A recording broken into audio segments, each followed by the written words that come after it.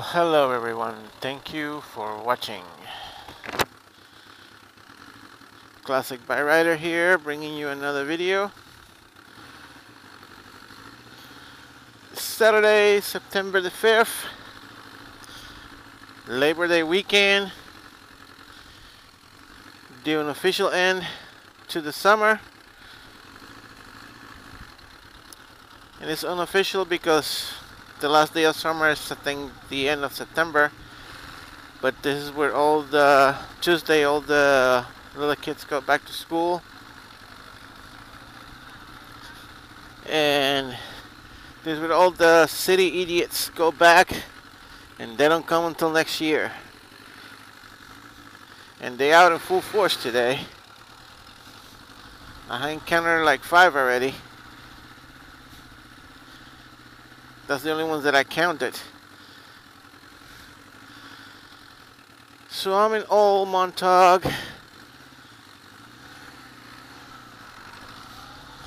Came to retrieve my mail. I haven't retrieved my mail in about a week. So I'm heading back home. I was gonna stop and get some breakfast, but I'd rather just eat at home.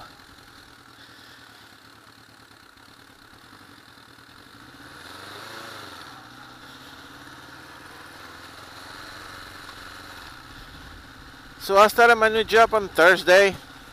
Got fired from my dead-end job on Wednesday by my prick boss, or old ex-boss. And I started my new job on Thursday. How about that?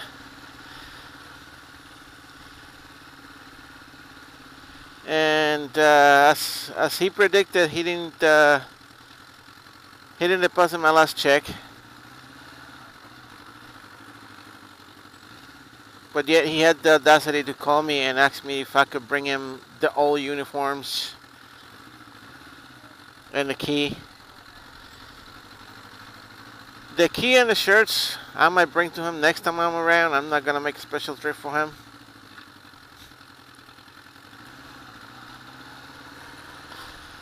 But the pants I'm keeping. He kept my check, I'm keeping his pants. I'm keeping the pants. That's all there is to it. So I'm working a new job. I'm working right under the 2 owners. No prick manager that thinks is smarter than the whole world, giving orders.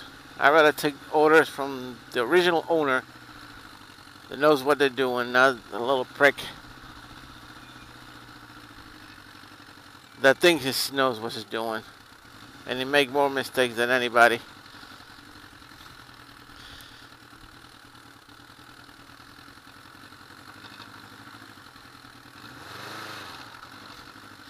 So as you can see, pricks are out in full force. Gotta watch out. Gotta have 4 eyes. 2 for you and 2 for the car in front of you, and actually another pair of eyes for the car behind you. Because these people are stupid.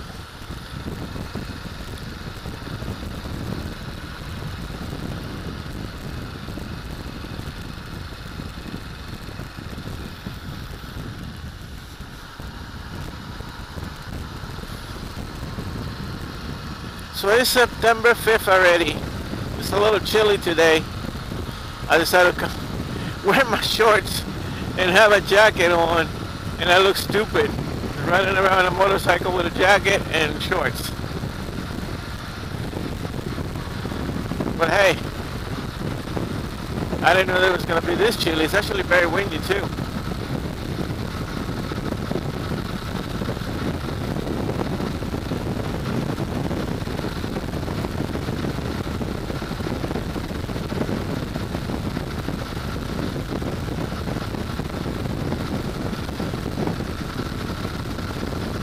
So my new job that I started,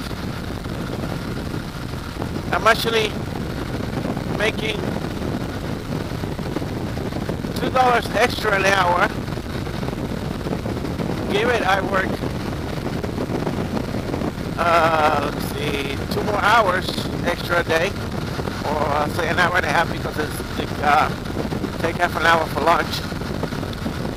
But I'm gonna be making twice as much as I was gonna making traveling an hour away, almost an hour.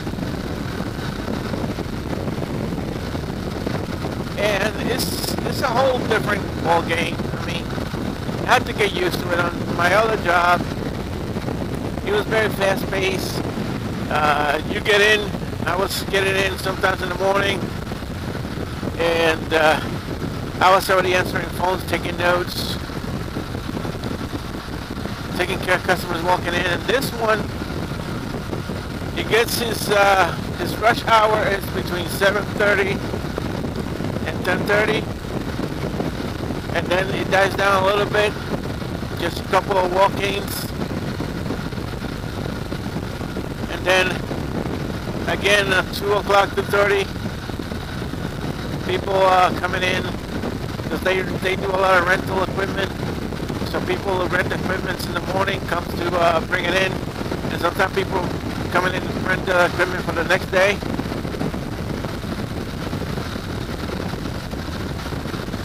But I like it. I like it a lot. It's a whole different ball game, even though it's the same. A lot of the same, but different. That's what I'm trying to say.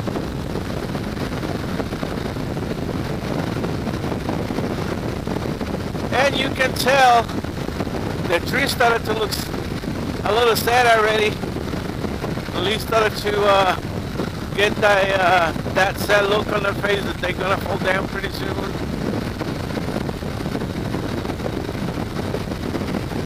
And like I said before, it's a little bit chilly.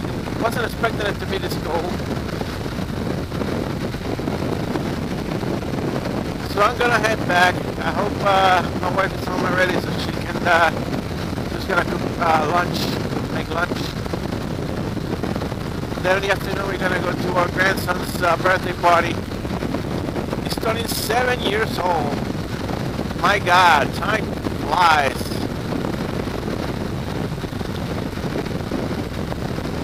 I remember her being a little tiny little thing. They could fit in almost into one arm. And now he's all grown up. Smart little thing. The other day, he made me laugh so hard.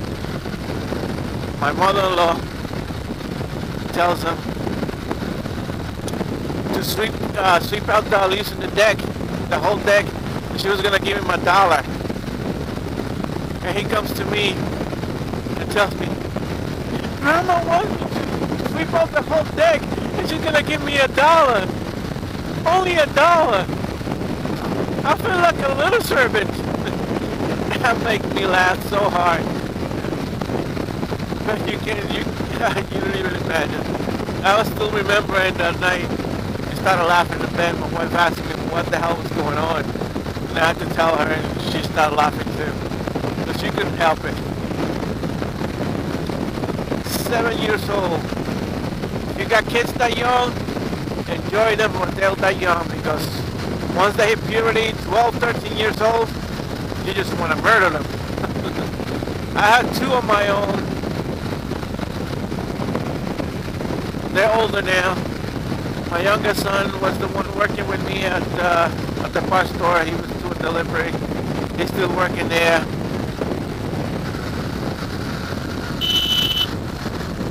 Fucking dickhead.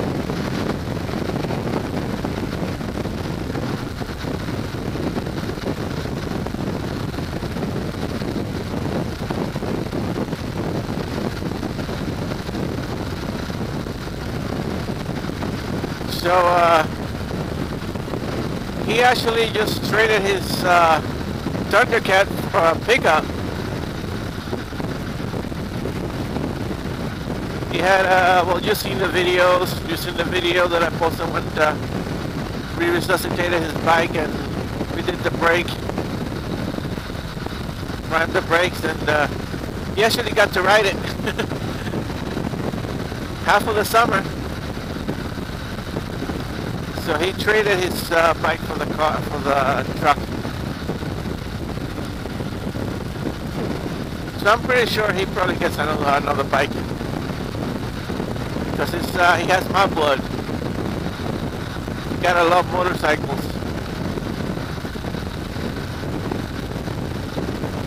I love motorcycles since I was a little kid. I remember me being about 7 years old, when my sister boyfriend at that time used to come visit her. He used to have a motorcycle. I think it was a Honda. I can't remember what it was. I was so young. Oh, by the way, this is the lobster roll. I know that every time I say that I was going to come by here and show you the lobster roll, that's where they shoot the scenes for that TV show, The Affair. I'm going to take a little stroll to the back roads so I don't have to speed and you can hear me a little better. I noticed in one of my videos, I don't know, I had a noise in the audio. I don't know if it was the cable that it was not loose or the cable is about to break on the connector on the camera or the camera itself. But I had a little noise in the video. I don't know what it was. Hopefully I'm not getting any noise right now. But anyway, I started telling you about when I was young, how I used to wait for my brother, my then brother-in-law, to come visit my sister so he can give me and my brother a ride on the motorcycle. I remember it was a low seat like this and it had a sissy bar just like this one. So I think it would have been a Honda. Or it could have been a Kawasaki. I don't remember what it was. But I used to hear it coming down the road. I used to run out to the end of the road and wave at him, and he'll give us a ride back.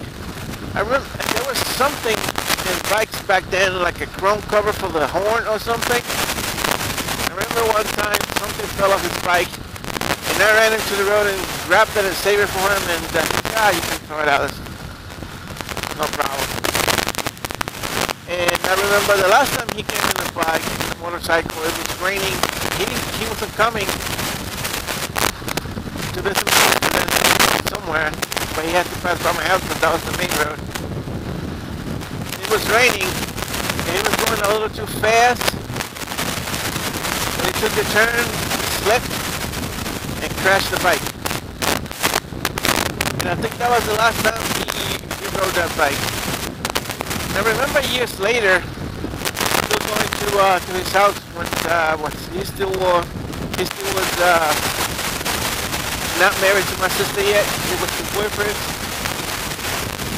He used to go to his house, and he had the bike parked in the side of the house.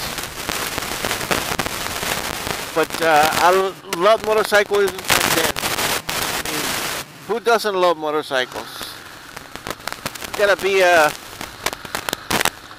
imbecile or inbred not to love motorcycles. It's a whole different feeling. But yet there's some people that never rode a motorcycle before. They will want to, but they don't. My wife's cousin, for example, I met him last week. I mean, I didn't know him, but I met him. We were at the post office a couple of weeks ago when I still had my Suzuki.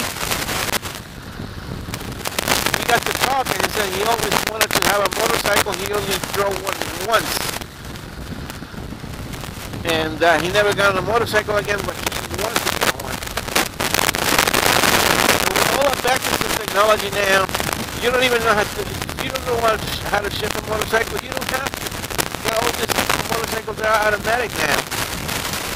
Like the Honda CTX-N and what is it? The other one, the NC700. We got that one automatic as well. You got a bunch of Hondas that are automatic that are shifts. I mean, you got the shifter down here. You can shift it manually. or you can put it fully automatic and decide to shift for you. And you don't have to do anything but to have the drive button over here. And then you push it to neutral, or when you stop, it goes to neutral, I think.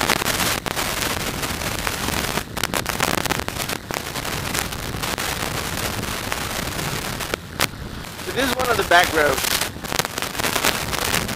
Never been to be on a motorcycle before, so I figured I'd take this back road and enjoy it. So going back to what I was saying, I love motorcycles, but never got the chance to drive one in my whole entire youth life. I remember one day I was going back home,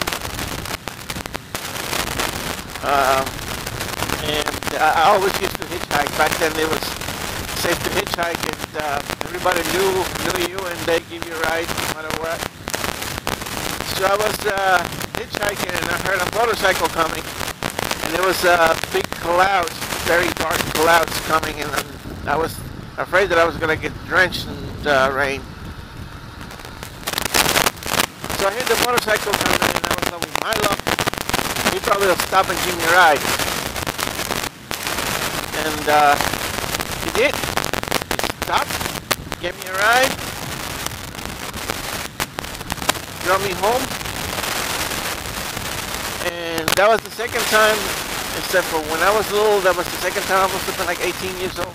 That was the second time I got into a motorcycle as a passenger. So when I got my first motorcycle in 1993, CM400Z was a Honda, 1981 Honda CM400Z. I know I talked about this in another video, but I just go over it again. I wasn't even looking for a motorcycle, but I knew that that I always wanted one. So I was driving around my old neighborhood in Riverhead, and I saw this bike sitting in the front yard. It looked like it's been there for a while. Tires were a little bit flat, pipes were all rusted. And I decided to stop and ask the house, the owner, if the bike was for sale. Well, there was nobody home at that time. And I knocked, nobody answered. I left a note in the mailbox. And with my phone number, my house phone number. Oh shit. I didn't want to come out this way. I wanted to go the other way. Well, what the hell? I'm here already.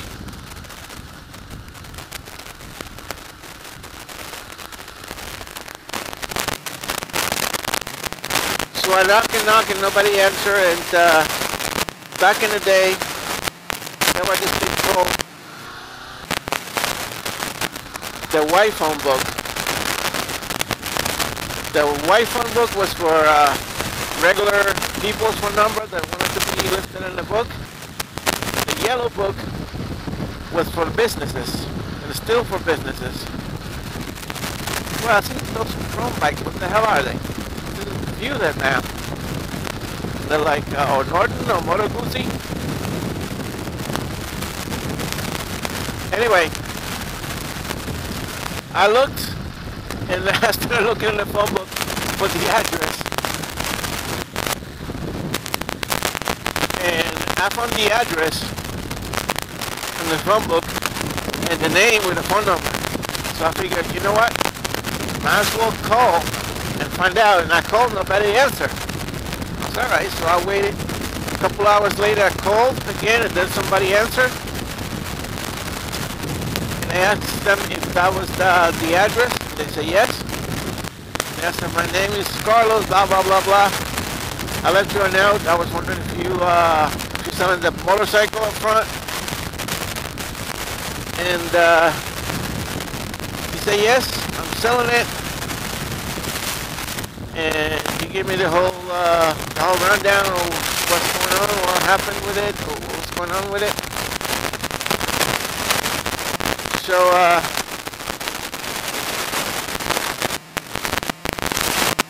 he told me it was $300, and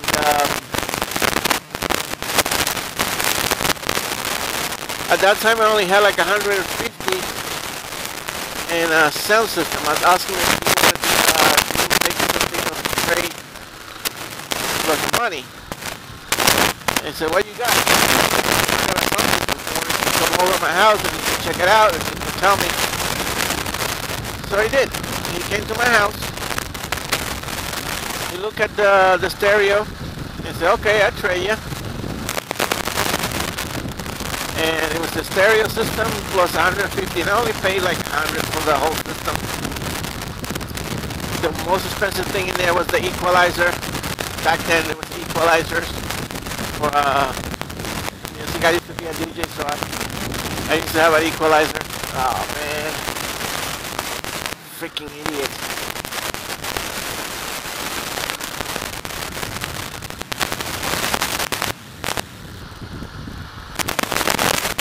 We went back to his house. He hadn't started the bike in about 2 or 3 months. His friend gave it to him to sell. No, the friend gave it to him. He never registered. But the problem with that, he had signed the title. Over here in New York, people that are not from New York, I don't know if they're familiar with this, but if you buy a vehicle, you have to have a certificate, title certificate, that proves that you own that vehicle on your name. And when you go in to sell it, you gotta sign the back of that title, and the person who buys it, there's a section for the seller to sign and put his information in, and the second section for the buyer. And turns out that the guy who sold me the bike, he signed the title but he never registered. And he could have just, I should have known back then, I didn't know any better, that you could just go and sign in for a title only, title certificate only. That means you don't have to register the vehicle, you can just get the title in your name. Just in case the vehicle needs to be repaired, you have enough time to repair it, but you got the vehicle in your name. But I didn't know any better. So I got in touch with the original owner who had moved to Connecticut. He had given me his phone number and everything. And I had to go to a motor vehicle, ask for a duplicate certificate title for the original owner, have it sent out to him in Connecticut, and then he sent out to me. What the hell was that? I don't know. And the whole process took about 2 months, but it gave me time. It was the winter, so back in '93 we had gotten a big blizzard on March. I got the bike, it was like 2 days before my birthday in March. And I didn't know how to ride it, so I had to have him get the bike, we jump started, pumped up the tires, and have them ride it to my house, put it in the garage. And he drove it to my house and put it in the garage. What I did, I went to Motor Vehicles, got me the Learner's Permit book, which, believe it or not, I learned how to drive motorcycles by reading that book. Back, I don't know the books nowadays, if they got all this information that they had back then, but he used to tell you in the learner's permit how to take the curves, how to lead with the bike, how to go into the formation, everything that you need to know ride a motorcycle was that learner's permit book. And I read that thing in 2 days because I wanted it so bad to get my learner's permit. I read it in 2 days. And what I did is I got a notebook and I wrote down all the questions and all the answers, and then I studied that for another 2 days. When I went to Motor Vehicle to get my learner's motorcycle, I passed it with flying colors. Not one wrong answer. Everything correct. And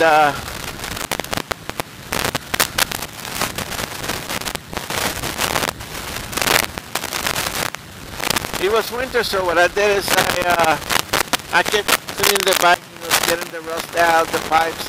I had to replace all the plugs, all the cables from it, the throttle cable, return cable, choke cable. Actually, the throttle cable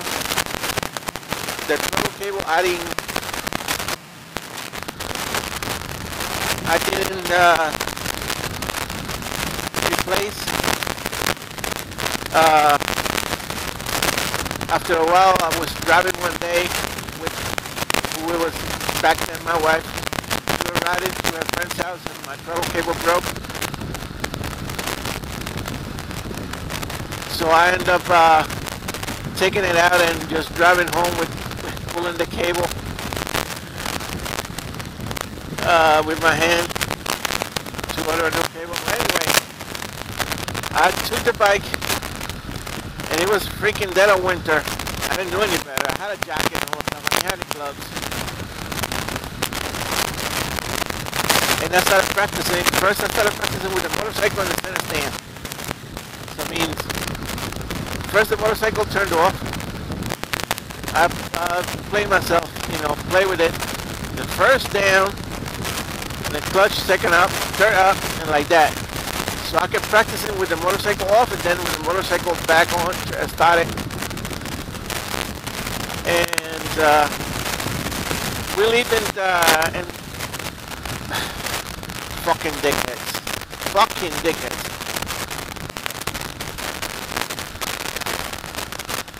So I kept taking the motorcycle out, going around the block a couple of times, and practicing until I got good at it. And by the time I got the title for the motorcycle, it was summer. I went and registered it.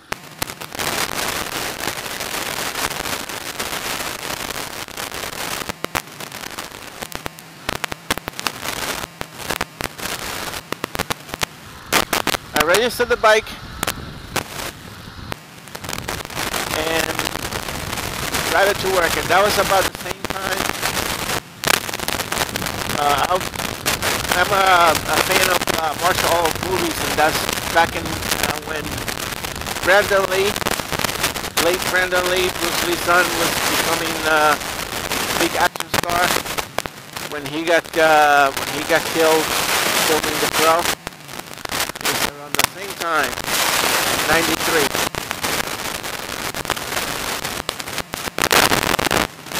And that was my first bike, a 1981 CM400T. I did a lot of work to that bike. I didn't know much about it either. I didn't know a lot about bikes back then. Not what I do now. I remember that something with the timing, the head gasket was leaking oil. So I ordered a new head gasket, and I was putting it on, and then I didn't know how to set the timing back on it, and I couldn't get it. And I tried, and I tried, and I tried, and I couldn't set the timing correct on the freaking bike. And I ended up taking it to a Honda dealer, to Fun Wheels Honda in Medford, and they got it for me. The day that I went to pick it up, it was freaking boring. I mean, they called me in the morning and said the bike is ready. It's like $400, I think it was back then. It was very cheap. And I went to pick. By the time I got there after work,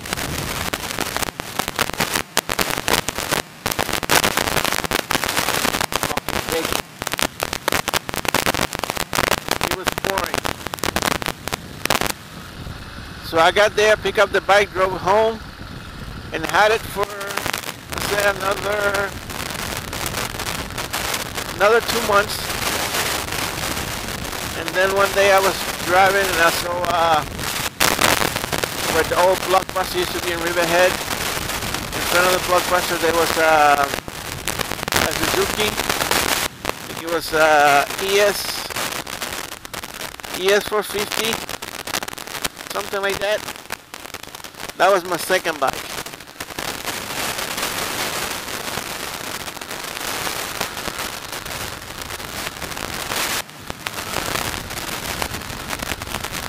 And I'm making this too long, so anyway, my second bike was a ES 450.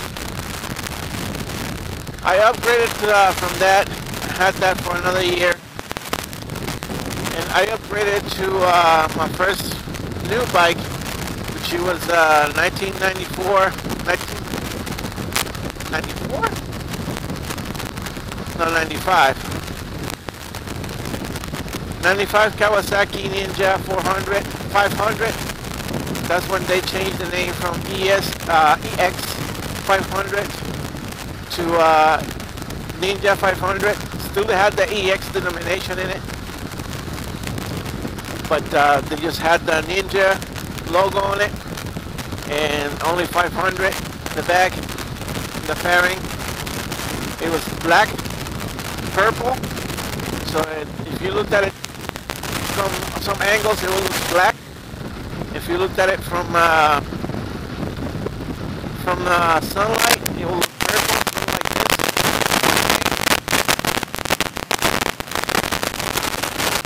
My next bike after that, believe it or not, was Honda Helix scooter. So I went backwards. I saw this Honda Helix scooter. It was in a shop right next to my job back then, and they were selling it. I can't remember how much I paid for it. I think it was $1,200 or something like that. I know that I sold my Ninja. I put for sale on it, and I parked it right there at my job, and an older man saw it and he bought it from me. I already had paid for the bike. The bike was paid for. So I used that money to buy the Helix. It was a 1986 Honda Helix with the radio and all. The radio never worked.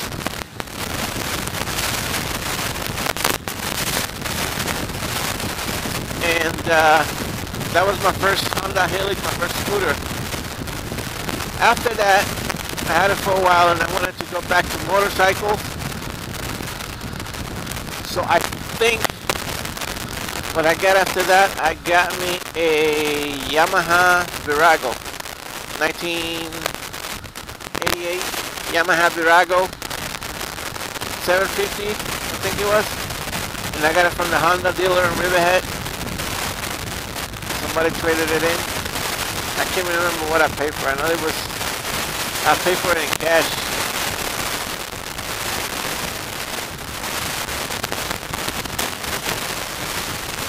Then after that, I didn't like it because it was a B-twin, like a Harley. That was a Harley wannabe. I didn't like it because of the vibration on the steering wheel from the motor, the B-twin. It was an unbalanced motor. And boy, that thing shaked like a, what would I say? Like an airquake. There was so much vibration on that thing, but yet I still had it. I liked it. I had it for a while. I even put a windscreen on it, and that thing was automatic self-canceling signal.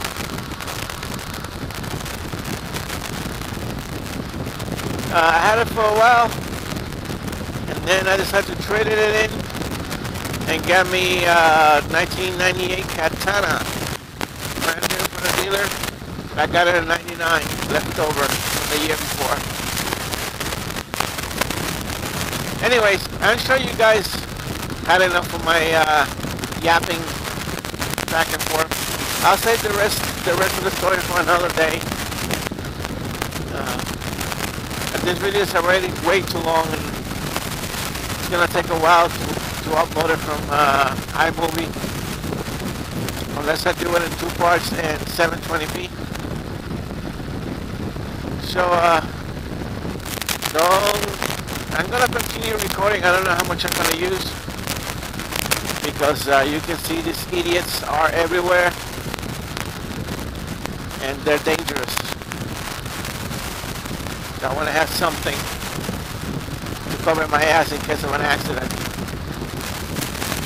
I'm almost home anyway.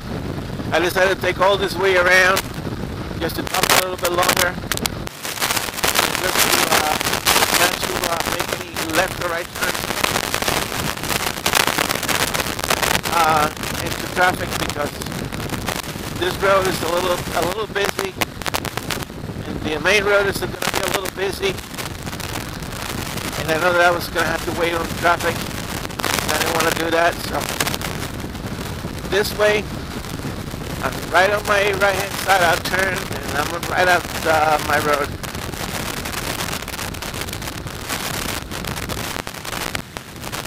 I don't even know if I'm still recording. Funny thing. Oh, God. Jesus. What I mean? Can't wait for Tuesday, for next weekend, when all these city idiots are gone. Gone! I don't want to see you again until next year. We locals hate the out-of-towners, but yet they're the ones that bring economy to this town. Because then they come to spend the money. But I don't give a shit, because I don't have a business. I work for a living. So I could care less if they come spend money or not. Anyway, thank you guys for watching. Don't forget to like, subscribe, leave me any comments, any suggestions. You're welcome. You can leave them in the comment section below. I've been trying these past couple of days to post videos on both of my channels, but YouTube don't like it. So I posted the same video on both of my channels, and YouTube sent me a message saying that I could not monetize my video on my second channel because I could not prove that I own the rights to it, even though it was my own video. So I just decided to take it down from my second channel, left it on one channel. So what I'm going to be doing, I'm going to post one video on one channel and then the next video to the other channel, so I can have both channels going. So I haven't done much of tutorial videos or computer videos lately. So that's what I'm going to do. I'm going to use both videos. I'm going to keep both channels alive by posting videos on both. And I'm home already, so thank you guys for watching.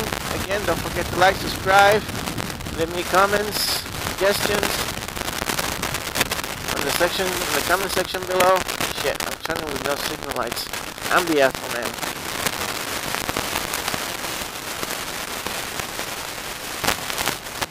This is Classic Bike Rider signing off.